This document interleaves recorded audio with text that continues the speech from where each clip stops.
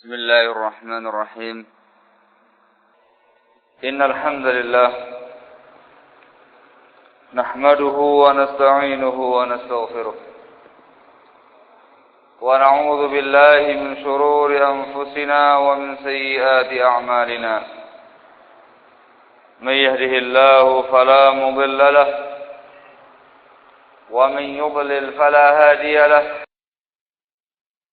وأشهد أن لا إله إلا الله وحده لا شريك له وأشهد أن محمدا عبده ورسوله يا أيها الذين آمنوا اتقوا الله حق تقاته ولا تموتن إلا وأنتم مسلمون يا أيها الناس اتقوا ربكم الذي خلقكم من نفس واحدة وخلق منها زوجها وبث منهما رجالا كثيرا ونساء واتقوا الله الذي تساءلون به والأرحام إن الله كان عليكم رقيبا يا أيها الذين آمنوا اتقوا الله وقولوا قولا سديدا يصلح لكم أعمالكم ويغفر لكم ذنوبكم ومن يطع الله ورسوله فقد فاز فوزا عظيما أما بعد فإن أصدق الحديث كتاب الله وخير الهدي هدي محمد صلى الله عليه وعلى آله وسلم وشر الأمور محدثاتها وكل محدثة بدعة وكل بدعة ضلالة وكل ضلالة في النار أيها الناس qanifitin a'azzakumullah. Alhamdulillah kita bisa kembali bertemu di majelis ini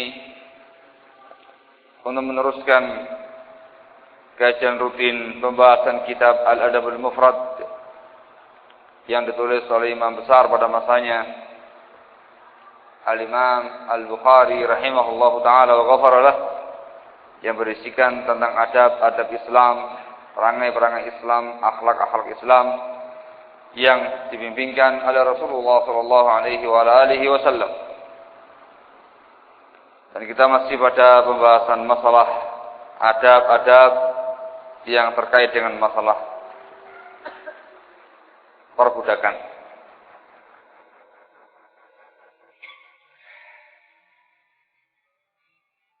Sekarang kita masuk pada pembahasan bab yang ke-102. Hadis yang ke-200. Qala rahimahullahu ta'ala babun bab hal yujlisu khadimahu ma'ahu idza akala. Bab apakah dia, tuan, yujlis khadimahu, mendudukkan pembantunya, pelayannya, ma'ahu, bersamanya, idza akala, apabila dia makan. Baik. Tapi ini khonamtina azakumullah untuk mempertegas apa yang pernah disampaikan sebelumnya, yaitu apakah seorang tuan, seorang majikan berkewajiban untuk makan bersama dengan pembantunya. Nah, pada pembahasan yang lalu khonamtina azakumullah terangkan bahwasanya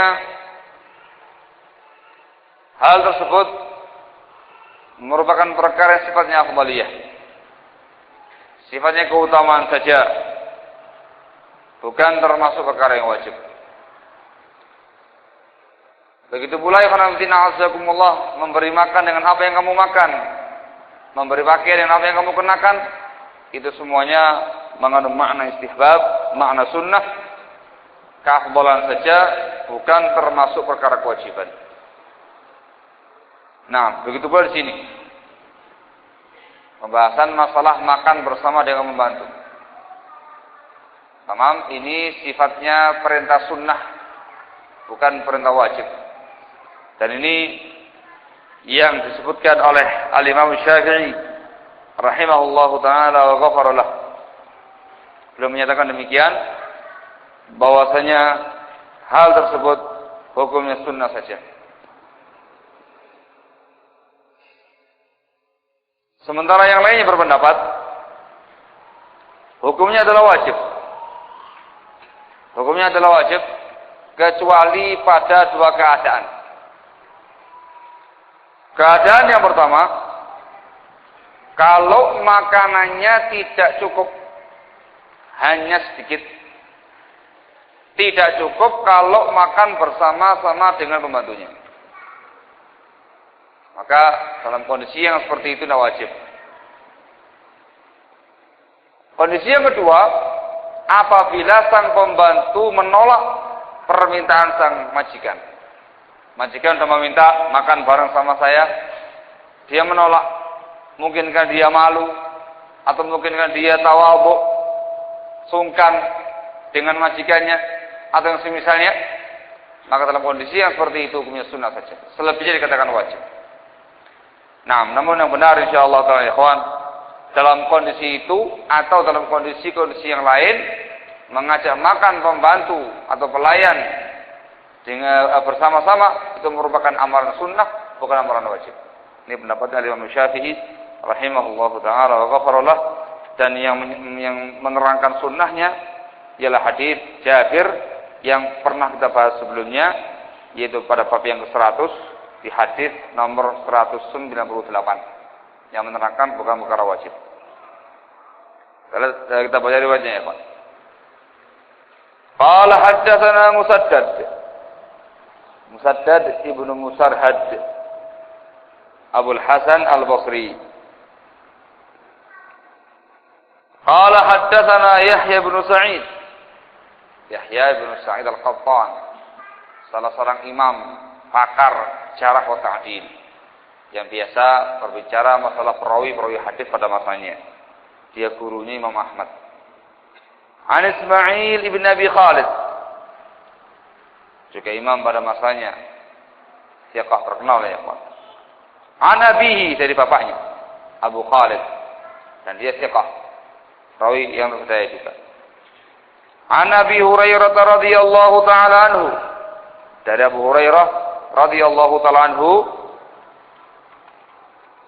an Nabi sallallahu alaihi wa alihi wasallam qala, dari Nabi sallallahu alaihi wa alihi wasallam beliau bersabda,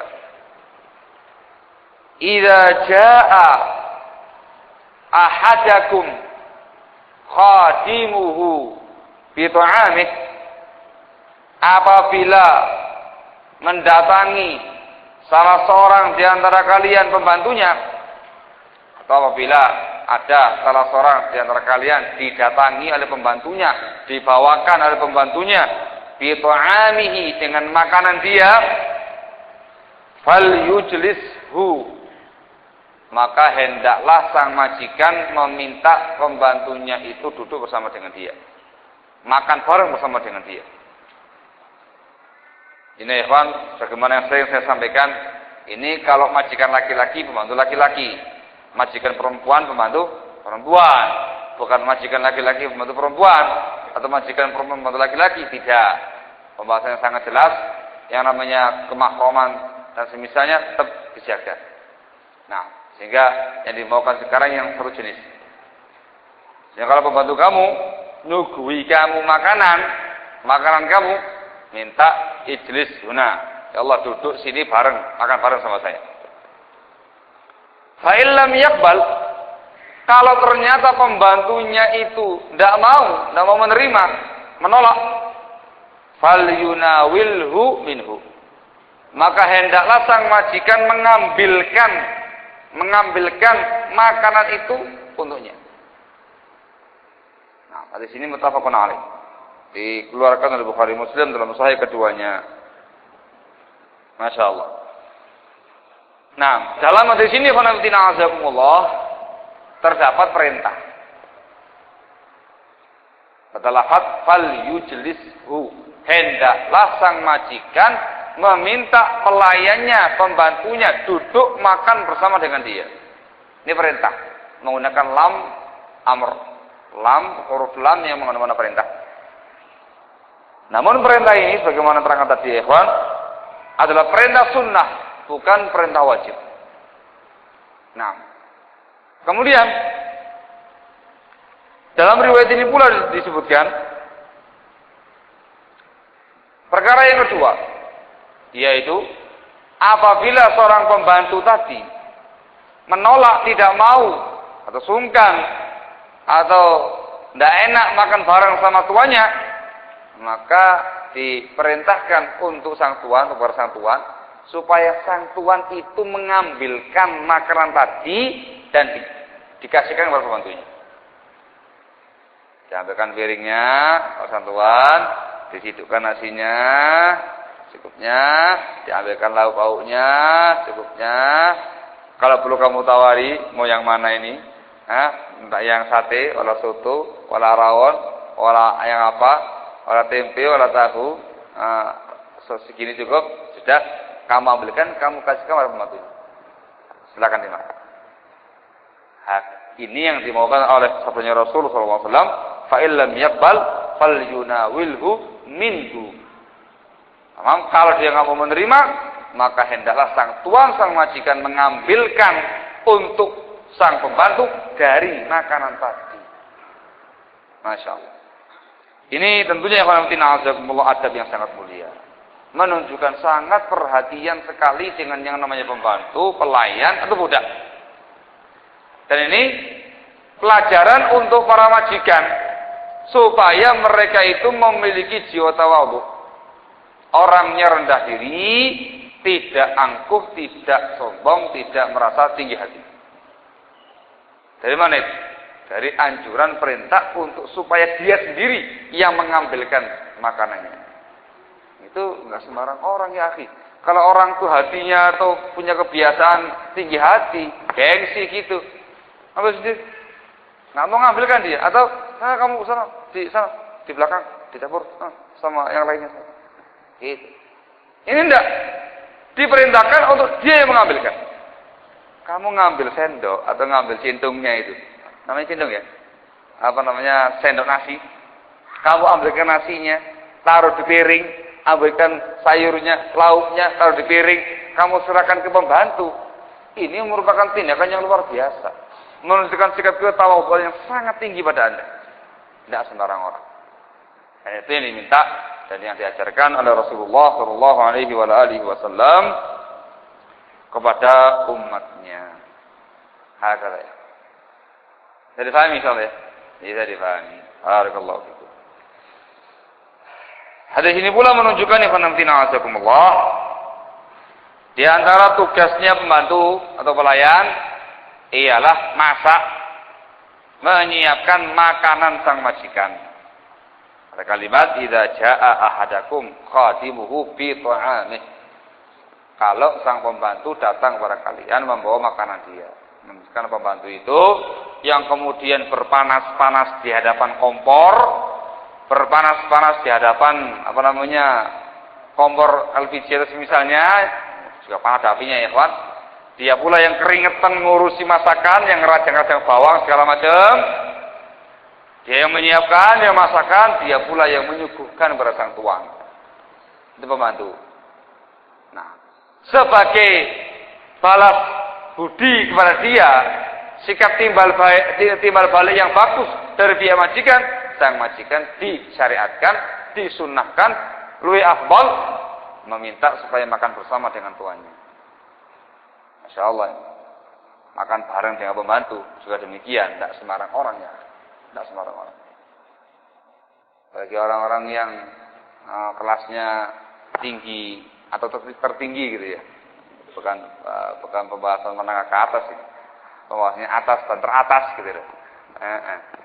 Itu luar biasa, itu bisa duduk bareng dengan pembantunya, makan bareng sama pembantunya, itu luar biasa itu. Itu mungkin dimasukkan dalam biografi dia, termasuk kehebatan dia, diacungi jempol oleh penulisnya barangkali. orangnya kelasnya atas atau teratas, makan bareng sama pembantunya. Oh, luar biasa. Dalam Islam itu biasa. Perkara yang disunahkan diminta, perkara yang sangat afdal dikerjakan oleh sang majikan.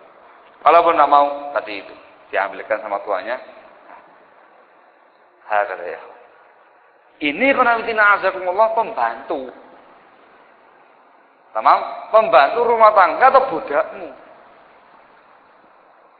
Maka lebih-lebih lagi qanawitina azakumullah orang yang masih ada hubungan kekerabatan dengan kalian, famili kalian atau nasab kalian yang dia lebih layak untuk mendapatkan penghormatan.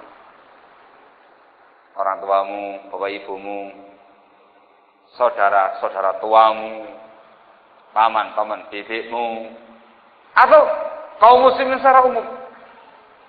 Biasakan untuk melayani mereka dalam perkara-perkara yang seperti ini. Bukan perkara aib bagi Anda. Walaupun kamu seorang tokoh masyarakat, walaupun kamu orang yang terpandang, walaupun kelasnya kamu teratas atau semisalnya, bukan perkara aib. Justru menunjukkan ketawaduan Anda. Misal, ada jamuan makan di rumah Anda. Jangan sungkan-sungkan, jangan malu-malu, jangan gengsi. Kamu yang ambilkan untuk para tamu.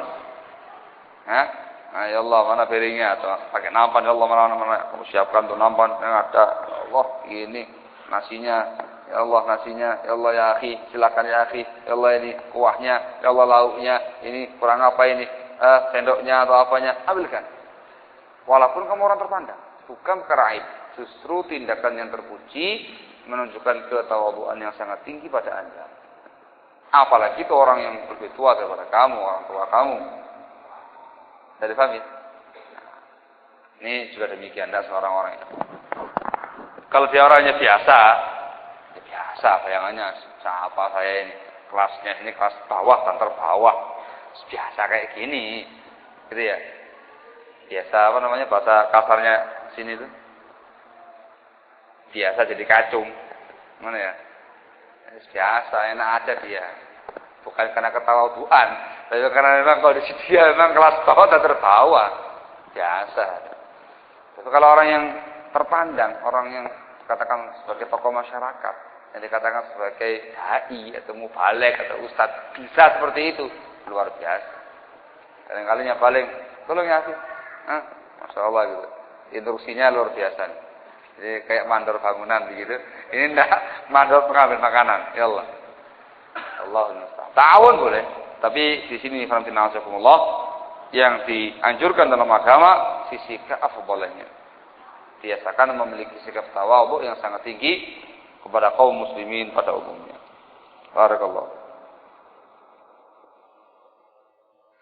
Nah, juga riwayat ini menunjukkan dan menguatkan anjuran untuk memberi makan pembantu atau pelayan dari apa yang kamu makan. Nah, fal yunawilhu minhu. Diambilkan dari makanan tadi. Jangan yang kamu makan, itu pula dimakan sama pembantumu. Yang kamu minum, itu pula yang kamu berikan kepada pembantu Anda. Barakallahu. Nah, yang kedua, hadis yang kedua ini penekanannya lebih lagi ya. Qala rahimahullahu ta'ala haddatsana Bishr bin Muhammad.